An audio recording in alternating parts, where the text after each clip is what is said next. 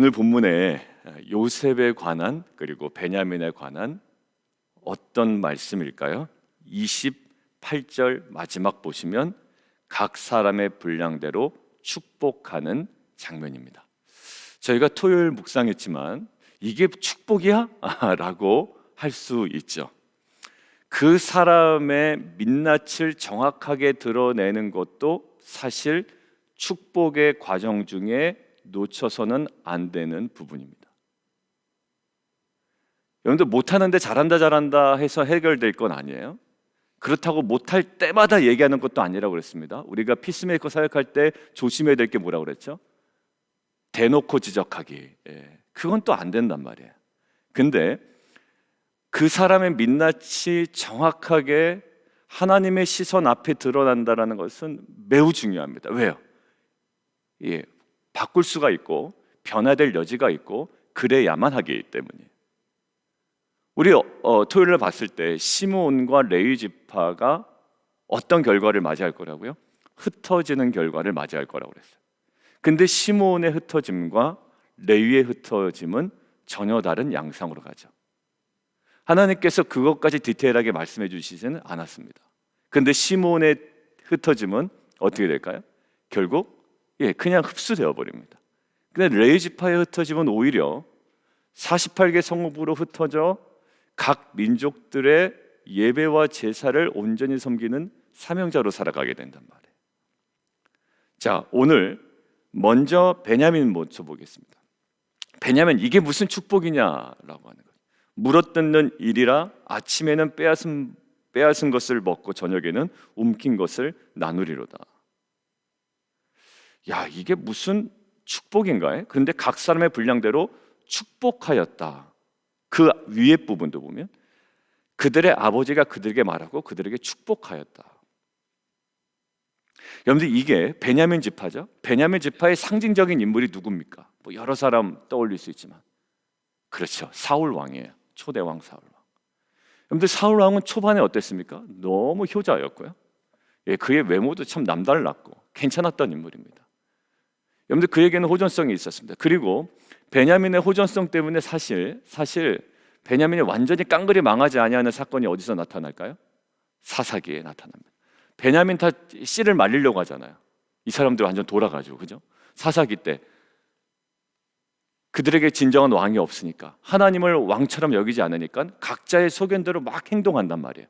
그래서 자기가 뭘 한지도 모르고 베냐민 지파를 완전히 깡그리 말살시키려고 하죠. 우리 하심 때 이야기를 나눴어요. 근데 결국 베냐민 지파가 완강하게 막 저항하지 않습니까? 그 호전성이 사실 있는 거예요. 그러다가 이제 남자만 남으니까 이 여자들 어떻게 할 거냐 뭐라고 해가지고 그냥 또 보쌈 해오라고 그러고 실로에 가서 여자를 잡아오라고 그러고 말도 안 되는 행동이 계속 연속되는 것이 이제 사사기의 사실. 정말 말도 안 되는 행동이 계속 반복되는 것이 사사기입니다. 죽여놓을 땐 언제고. 처음에는 베냐민 지파가 이기거든요. 그러다가 이제 베냐민 지파가 이제 완전히 또 공격을 당합니다. 여자들은 다 없어진단 말이에요. 여자들 어떻게 할 거냐? 대가 끊어지면 어떻게 되냐? 우리가 남이냐? 지금 와서 그런단 말이에요. 그래서 실로에 가서 여자들을 잡아와라. 괜찮다. 뭐 이런 반복. 자, 이 베냐민 지파의 호전성이 거기도 남아 있고요. 사울 왕이 그랬어요. 그런데 이 호전성이요, 결국 나중에 예수가 하나님 범주 안에, 하나님 안에 있지 않을 때 어떤 느낌으로 갑니까? 다윗 하나 죽이려고 군사 이끌고 쫓아다니는 마치 미치광이처럼 변한단 말이에요. 누가? 사울 왕이요. 여러분들, 호전성은요, 때로는 거룩한 분노로 나타나서 남들이 앞장서지 못한 일에 앞장서서 이것들을 온몸으로 감당이 되는 모습으로 나타날 수가 있습니다. 그런데 이것이 하나님 안에, 그 뜻 안에서 벗어난 호전성은 어떻게 될까요? 겨우 한 사람 죽이려고 자기의 군대를 총동원하는 미치광이로 변한단 말이에요. 여러분들, 우리는 어디 안에 머무는 것이 가장 안전할까요? 내가 무엇을 가졌나는 사실 그것은 부차적인 문제입니다. 내가 돈이 있냐, 명예가 있냐, 쌓아놓은 재산이 있냐, 이것들은 다 부차적인 문제예요. 사실 내가 그 모든 것들을 가지고 어디에 있냐가 중요한 거예요. 여러분들, 돈이 있어도 사실 굉장히 세속적인 사람들 많습니다. 그렇다고 돈이 있다고 세속적인 사람은 또 아니에요. 명예가 있어도 아주 세상적인 사람이 있고요, 명예가 있지만 세상적이지 않은 사람이 있다고요. 그러니까 돈과 명예가 있어도 따라가고 싶은 사람이 있고, 돈과 명예가 있지만 절대로 따라가고 싶지 않은 사람들이 있습니다. 그건 뭘까요? 그 사람의 지금 어디에 털을 잡고 있느냐라는 거예요. 사랑하는 성도님들, 이것이 무슨 말씀이라고요? 축복의 말씀이라는 거예요. 여러분들, 저와 여러분의 민낯을 드러내는 사건이 있었습니까? 최근에 내가 숨기고 있었는데 그것이 드러나는 사건? 여러분들, 이것은 우리에게 뭐라고요? 축복이라고요. 왜? 그 지점부터 바꿔나가면 돼요. 여러분, 피스메이커 하죠? 회피한다고요. 사람들하고 안 있으려고 그러고 도망가려고 그러고 불편하니까. 왜? 회피. 거기서 제일 어떻게 보면 애매한 반응이 회피예요. 그냥 나는 갈등이 없는 척 해야 돼. 핑계 대서라도 나는 그냥. 여러분들, 그게 아니에요. 직면해야 되고요. 거기서 어떻게 다시 하나님께서 원하시는 하나님의 뜻에 맞는 그 자리로 돌아가는 거예요. 호전성이 굉장히 이들에게는 그 저주 같은 말씀처럼 보이지만, 때로는 이 호전성이 주 안에 있으면, 여러분들, 칼도 마찬가지 않습니까? 칼도 그 쓰시면 손에 딱 잡히면 아주 맛있는 음식으로 나올 거 아니에요. 많이 듣는 예화이기 때문에 그 뒤에 얘기는 안 해도 되겠죠. 다른 사람에게 속하면 이것이 그릇된 도구로 사용되는 것과 마찬가지입니다. 이것은 뭘까요? 그들에게 축복하였으니 각 사람의 분량대로 축복하였더라. 여러분들, 쓴소리 가끔은 들어야 될 필요가 있어요. 그러니까 제가 여러분들에게 쓴소리 하겠다는 게 아니고, 말씀 묵상 가운데 직면한 쓴소리 멈춰 계셔야 되는 거예요. 그리고 내가 회피했을 때 뭔가 회피 얘기가 나온다. 이거 뭐야? 직면해야 되죠. 그리고 그 안에 그 모든 것들을 하나님의 뜻 가운데 머물 때, 이것은 우리를 망하게 하고 오늘을 무너뜨리는 것이 아니라 오히려 우리를 살리고 변화시키고 성장하게 성숙케 하는 하나님의 귀한 은혜의 도구가 될 줄 믿습니다. 자, 두 번째, 요셉으로 이제 거꾸로 돌아가겠습니다. 요셉은 좋은 말만 다 했네요, 그죠? 무성한 가지래요. 근데 샘 곁에 무성한 가지라. 그 다음에 그의 활은 어떻대요? 요셉의 활은 적들이 적개심을 가지고 요셉에게 활을 쐈는데, 오히려 요셉의 활은 오히려 굳세대요. 팔에 힘이 있대요. 그리고 25절 밑에 보면 하늘의 복과 깊은 샘의 복과 젖먹이는 복과 태의 복이로다. 요셉은 굳이 설명할 필요가 없다. 이게 정말 우리 자녀들에게 이 복만 내렸으면 좋겠다. 베냐민의 복은 싹 빼고 이 복만 그냥 왕창 내렸으면 좋겠다라는 생각이 들지 않아요? 당연히 들죠. 저도 자녀들에게 베냐민의 축복을 하겠습니까? 당연히 요셉의 축복을 하겠죠. 그런데 요셉의 축복에 있어서 놓치지 말아야 될 중요하게 반복되는 하나의 시그널이 있습니다. 어떤 시그널이 보이는가요? 우리한테 거기 멈춰 있으면 안 돼 라고 우리한테 톡톡 치는 시그널이 있죠. 자, 반복할 때 무엇이 추가됐는지를 봐야 돼요. 묵상할 때죠. 반복에 중요시하고, 근데 거기에 뭐가 강조되는 것들 주목하라는. 보십시오. 요셉은 무성한 가지다. 충분하죠. 근데 반복해요. 근데 반복할 때 하나 표현이 추가된단 말이에요. 뭐라고요? 샘 곁에 무성한 가지다. 지가 잘나서 무성한 가지가 된 게 아니라는 거예요. 요셉의 인생은, 요셉의 축복은 무엇으로 말미암는 복이라고요? 샘 곁, 하나님으로 말미암는 복이라는 거예요. 스스로 노력해서 취해놓은 쟁취한 복이 아니라 이것이 샘 곁에 있음으로 인하여 얻어진 복이다. 무성한 가지라는 거예요. 어떤 말씀이 생각나나요? 시편 1편.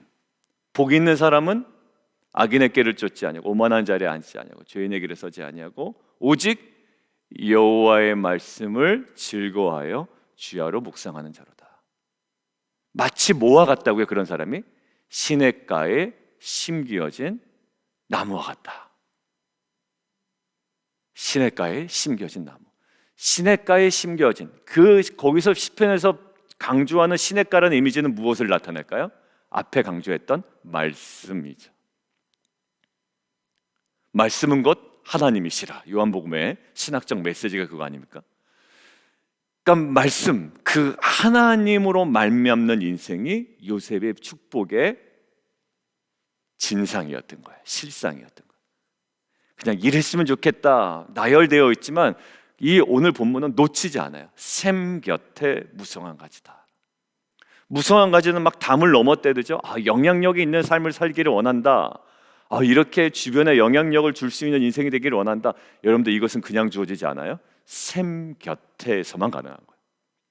여러분들 예레미야 2장 우리가 그때 예레미야 우리가 큐티 묵상할 때 아주 잊어버릴 수 없는 예레미야 2장 13절 말씀이 있었습니다. 한번 찾아볼까요? 아니야, 찾지 않으셔도 됩니다. 거의 다 외우시고 계실 텐데 예레미야 2장 13절에 이렇게 되어 있습니다. 내 백성이 두 가지 악을 행했대요. 그런데 하나는 곧 그들이 생수에 근원되는 나를 버린 것, 이것이 행한 악이라는 거예요. 지 잘났다고 그냥 떨어져 나가는 거예요. 계속 생수에 근원되는 나를 버린 것, 첫 번째 악. 두 번째 악은 스스로 웅덩이를 판 것. 근데 그것이 뭐라고요? 물을 가두지 못할 터진 웅덩이들만 판대요.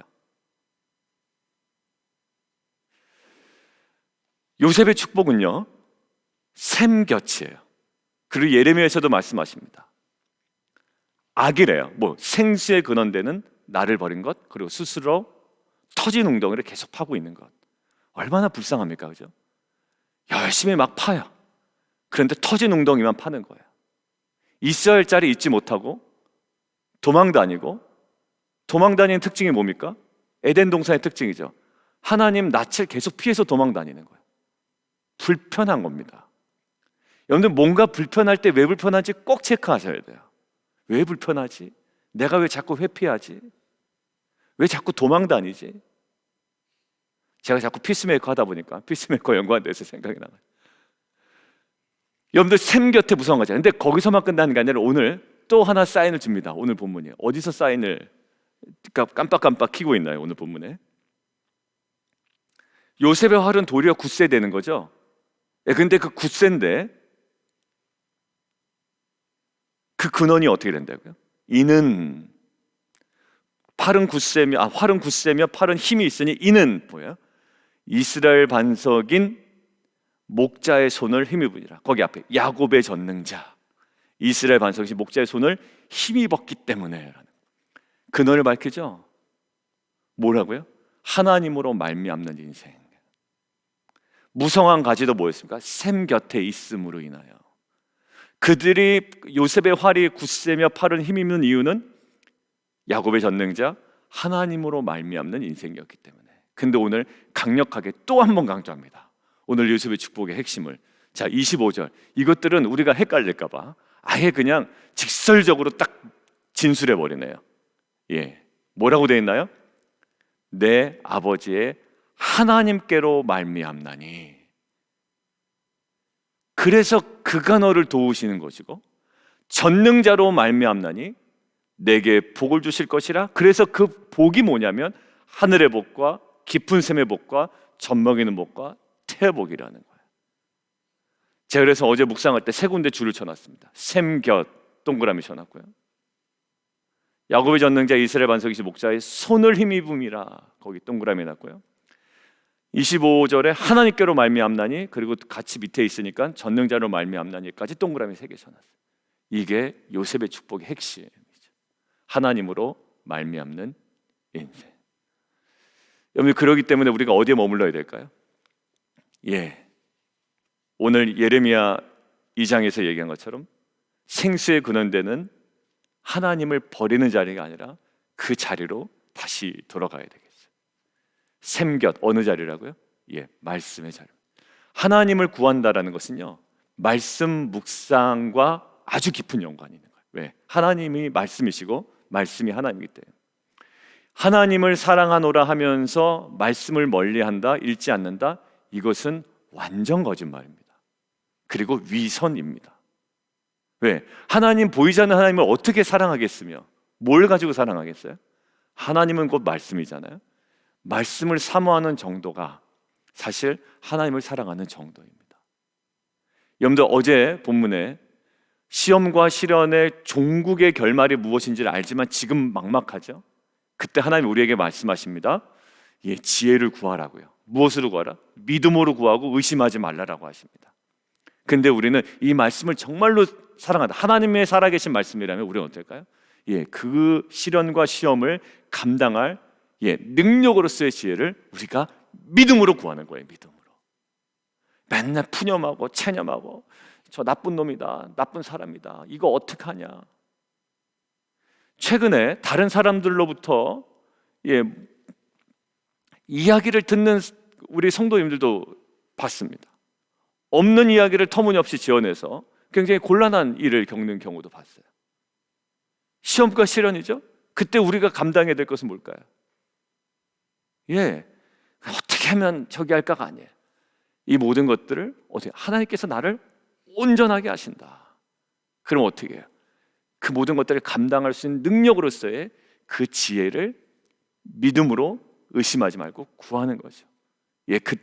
그때서야 비로소 우리에게 그 모든 것들을 제대로 바라볼 수 있고 감당할 수 있는 능력이 생깁니다. 그냥 그런 사실을 알기 때문에 감당하는 게 아니라 정말 살아있는 능력이 우리 안에 있어야 되잖아요. 그래 뭐 어떤 집사님 보니까 해결이 잘 되더라, 그냥 나도 되겠지. 사실 그런 생각은 다 하시더라고요. 다. 목사님, 우리 아들, 우리 딸 그냥 잘 될 거예요.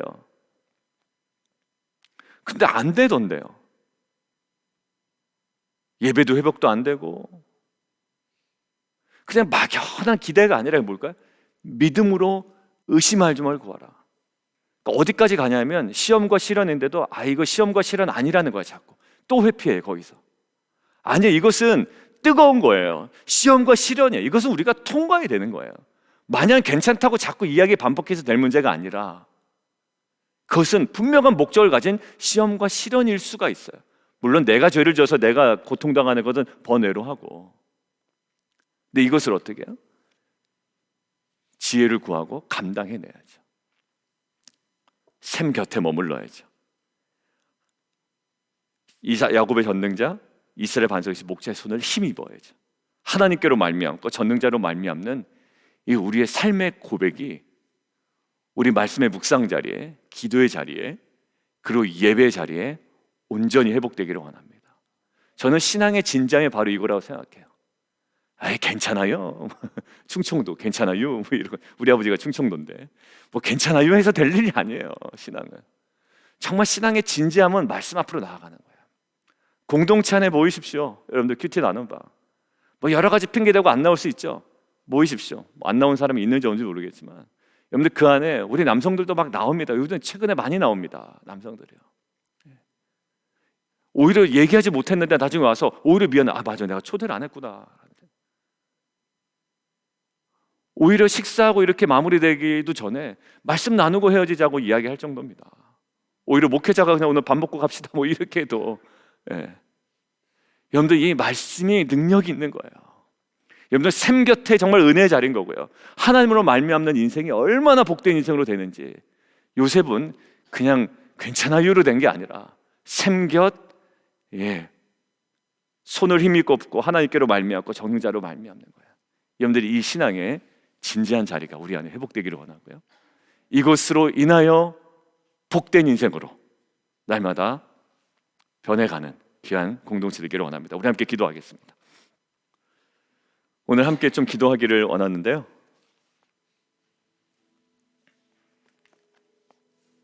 오늘 두 가지입니다. 오늘 베냐민에 대한 축복. 이거 축복 같지도 않은데 거기에 뭐가 핵심이었나요? 호전적인 어떤 그들의 특징이 나타나죠. 근데 이 호전적인 특징이 불안합니다. 근데 그 불안함을 제거할 수 있는 방법이 하나 있어요. 어디요? 하나님의 뜻 안에 머무는 거예요.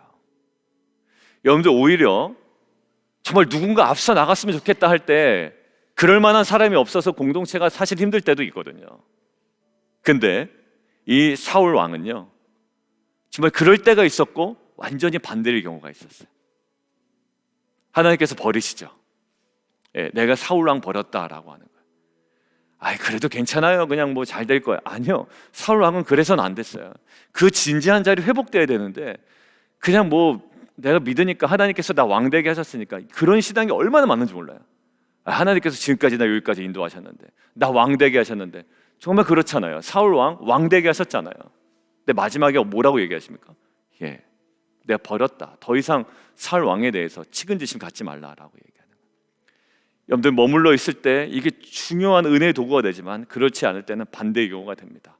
우리 안에 그 머무는 자리 오늘 요셉을 통해서 말씀해 주시는 거예요. 요셉은 복받아서 좋겠다가 아니라 샘 곁이었고요.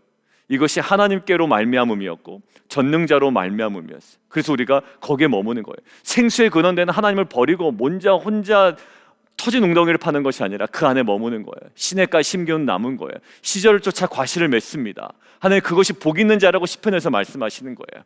우리는요 하나님을 사랑하는 것 다른 거 없어요. 말씀 사모하는 거예요. 말씀 사모하는 공동체 안에 머무는 거예요. 여러분들 거기서 우리에게 능력이 회복되고 우리 안에 진정한 하나님께서 허락하시는 복을 경험할 수가 있습니다. 하나님께서 우리에게 허락하시는 그 말씀을 가지고 우리 함께 주님 이름 한번 부르고 함께 기도하며 나가도록 하겠습니다.